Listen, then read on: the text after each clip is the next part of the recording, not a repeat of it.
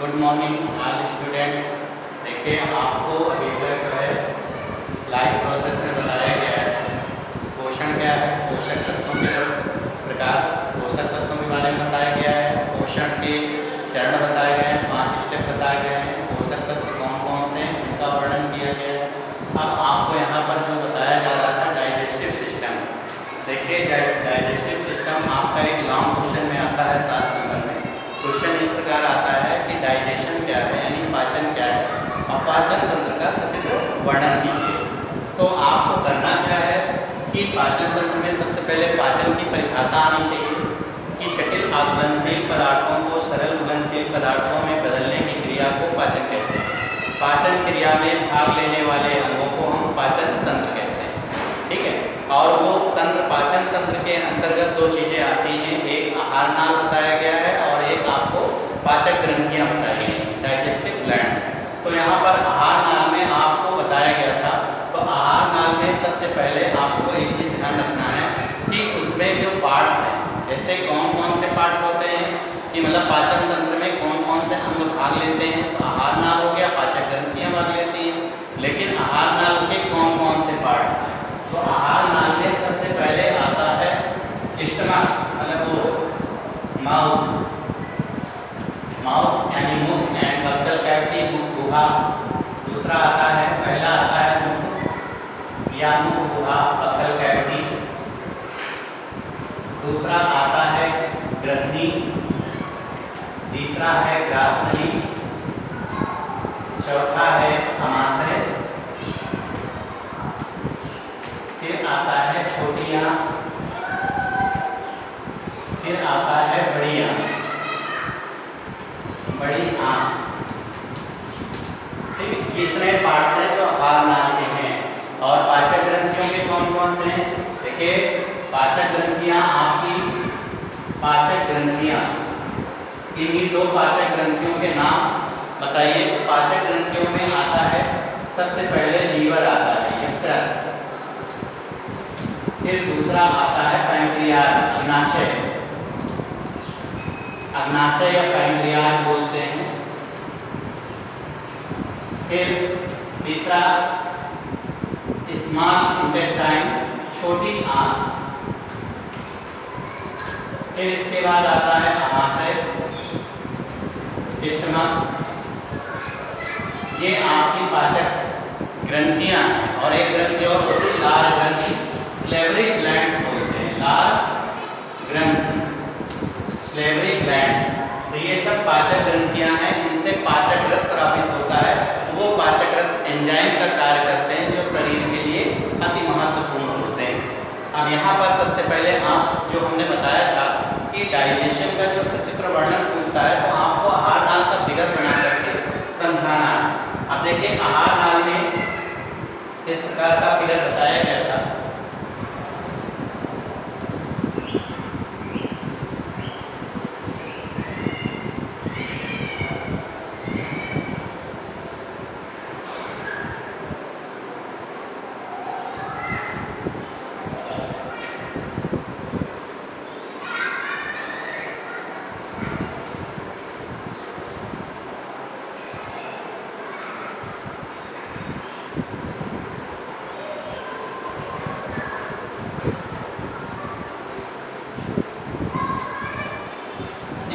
अब इसमें सबसे पहले आता है मुख गुहा। मुख, तो ये तो आपको बताया गया था कि मुख में सबसे पहले चेहरे पर 2 होंठों से घिरा एक माउथ होता है। माउथ के अंदर का, मुख के अंदर का भाग मुख गुहा कहलाता है। उसमें सबसे पहले क्या आते हैं? दांत आते हैं। दांत में हमने बताया था कि दांत जो है 2 प्रकार के होते हैं, एक अस्थायी दांत होता है। अस्थायी दांत जो है उनकी संख्या 20 होती है, इन्हें दूध के दांत कहते हैं। फिर आता है स्थायी दांत, इनकी संख्या 32 होती है। ये दांत 4 प्रकार के होते हैं। कौन कौन से? इंसीजर, कृंतक, रत्नक। मतलब इंसीजर को हम कृंतक बोलते हैं, इंसीजर, ठीक है, इसको हम कृंतक बोलते हैं। ये पहला प्रकार का दांत का प्रकार है। दूसरा है कैनाइन यानी रत्नक। तीसरा है प्रीमोलर, मोलर, इसको अग्रचमड़क बोलते हैं। और एक होता है मूलर, इसको हम चवंडक बोलते हैं। आप देखिए यहाँ पर जो दांत होते हैं, ग्रंथक का काम है, 4 प्रकार के दांत होते हैं, ग्रंथक, रत्नक, अग्रचवंडक, चवंडक। ये जो है ग्रंथक का काम है भोजन को कुतरना और चीरना फाड़ना, रत्नक का काम है भोजन को तोड़ना। इसके बाद अग्रचवंडक और चवंडक का दोनों का एक ही कार्य है, भोजन को चबाना और पीसना। ठीक है, तो सबसे पहले भोजन को तोड़ना या काटने का काम कौन करते हैं? दांत करते हैं। दांत क्या होते हैं? गर्भदंती होते हैं, विषमदंती होते हैं, द्विबारदंती होते हैं। ये दांत की विशेषताएं हैं। दांत क्या होते हैं? द्विबारदंती, 2 बार निकालते हैं। फिर इसके बाद विषमदंती अलग अलग प्रकार के होते हैं। फिर गर्भदंती जो मतलब चवंडक दांत होते हैं उसमें हल्के हल्के पिट्स होते हैं, गड्ढे टाइप होते हैं जिसमें भोजन पिसता है, इसलिए उसको गर्भदंती भी कहते हैं। तो ये हो गया दांत। दांत के कारण आपको मालूम हो गए। ये आपको अब इसमें एक वयस्क मनुष्य का दंत सूत्र पूछा जाता है, तो दंत सूत्र मोस्ट इंपॉर्टेंट क्वेश्चन है। तो दंत सूत्र आप यहाँ से निकालोगे। ये आई है, इसका इंसीजर का आई ले लेंगे, कैनाइन का सी ले लेंगे, प्रीमोलर का पीएम ले लेंगे और मोलर का एम ले लेंगे। तो सूत्र बनता है आई सी पीएम और एम। अब इसको आप शॉर्ट में लिखोगे 21 23, फिर उसको बटे में करके फिर उसको 21 23 लिखोगे पूरे 2। अब आपको मालूम है कि ग्रंथक दांतों की संख्या कितनी है? 2 ऊपर है और 2 नीचे है, लेकिन इसको आप टेबल यहाँ टोटल पूरा हो रहा, आप संख्या देखिए 2 1 3 2 5 3 8 8 दूनी 16 दांत ऊपर होते हैं और फिर 8 दूनी 16 दांत नीचे हैं, यानी टोटल 32 दांत होते हैं। 16 ऊपर दांत होते हैं, 16 नीचे होते हैं। अगर पूछ ले ग्रंथक दांतों की कुल संख्या कितनी होती है, तो 2 दूनी 4 ऊपर हो गया और 2 दूनी 4 नीचे हो गया, यानी 4 ऊपर और 4 नीचे। तो ग्रंथक दांतों की संख्या कितनी हो गई? 8। अगर रत्नक दांतों की संख्या पूछता है कुल कितनी हुई, तो वो हुई 4। 2 ऊपर, तो 1 का गुणा 2 में करेंगे तो 2 ऊपर आएंगे, फिर 2 नीचे आएंगे। इसी तरह फिर इसमें 8 अगर चवंडक की, फिर इसमें 3 दूनी 6 ऊपर और 6 नीचे, 12 दांत जो है आपके चवंडक के होते हैं। तो इस प्रकार ये एक वयस्क मनुष्य का दंत सूत्र है। दंत सूत्र पूछा जाता है। डेंटल फार्मूला क्या होता है?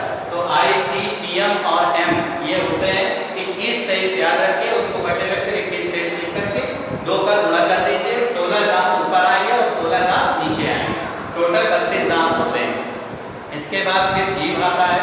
जीभ के बारे में बताना है, तो जीभ जो है मुंह के अंदर एक स्वतंत्र अत्यंत लचीली कोमल जो है लसलसी जीभ पाई जाती है, जिसका पश्च सिरा जुड़ा होता है।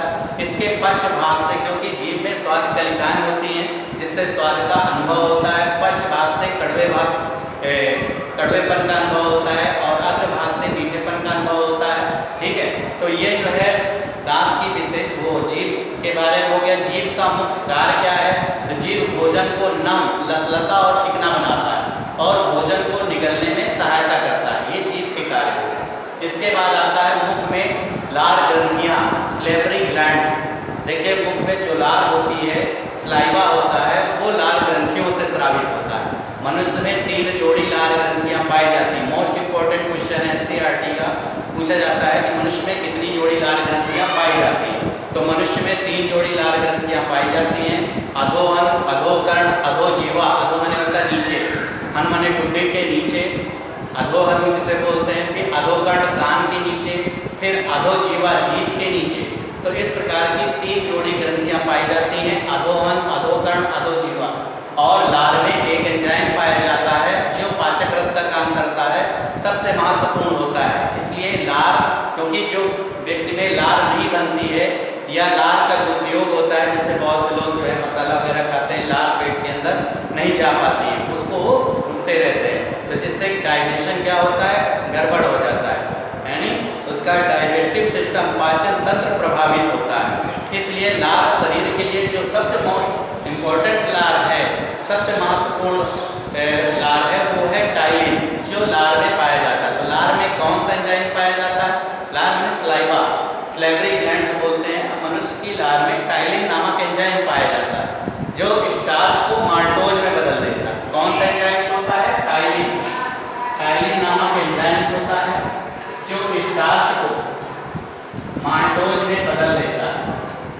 स्टार्च को किसमें बदल देता है? माल्टोज में। स्टार्च क्या होता है? जैसे आप रोटी को थोड़ी देर तक चबाते हो तो चबाने के बाद कुछ देर बाद मीठी लगने लगती है, तो जो रोटी है उसमें क्या है? स्टार्च है, लेकिन उसमें टाइलिन एंजाइम्स मिल गया तो वो थोड़ी देर बाद किसमें बदल गया? माल्टोज में। तो स्टार्च को, लार का मुख्य काम क्या है? लार में टाइलिन एंजाइम्स होता है, इसका मुख्य कार्य है स्टार्च को माल्टोज में बदलना।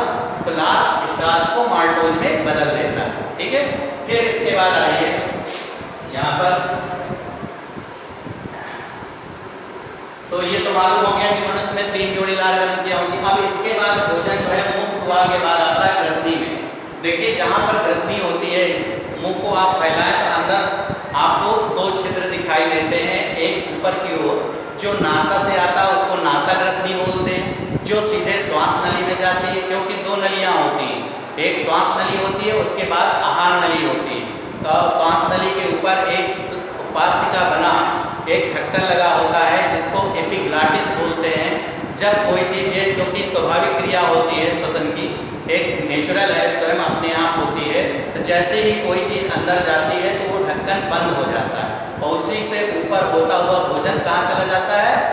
भोजन नली यानी आहार नली में चला जाता है। इसलिए भोजन करते समय बात नहीं करना चाहिए। कभी कभी होता क्या है कि दिमाग इधर उधर हट जाता है तो भोजन के कण श्वास नली में चले जाते हैं, जिससे नाक से या मुख के द्वारा जो है भोजन के कण बाहर आ जाते हैं, यानी खांसी आने लगती है। डस्ट भी जाती है श्वास नली पे तो खांसी आने लगती है। इसलिए डस्ट को रोकने के लिए नाक में छोटे छोटे रोम्स होते हैं और उसमें एक म्यूकस पाया जाता है श्लेष्मा, जो सूक्ष्म जीवों और कणों को अंदर जाने से रोकता है।